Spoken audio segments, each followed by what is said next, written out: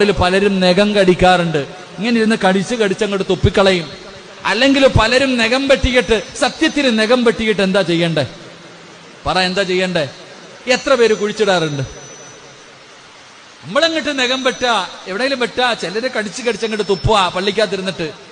മറ്റു ചിലരാണെങ്കിൽ നഖം വെട്ടും, പക്ഷെ എന്ത് ചെയ്യും? എന്റെ പ്രിയപ്പെട്ട സഹോദരങ്ങളെ, അത് തൂത്തു വെളിക്കളയും, ഇത്ര തന്നെ. എന്നാൽ സത്യത്തിൽ ആ വെട്ടുന്ന നഖം അത് നമ്മുടെ ശരീരത്തിലെ ഒരു അവയവല്ലേ നഖം.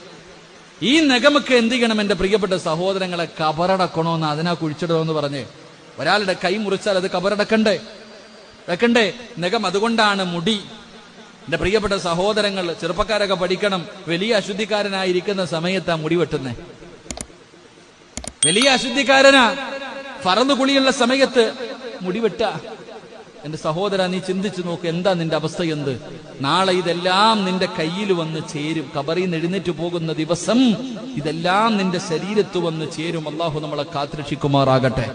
അള്ളാഹു നമ്മളെ കാത്തുരക്ഷ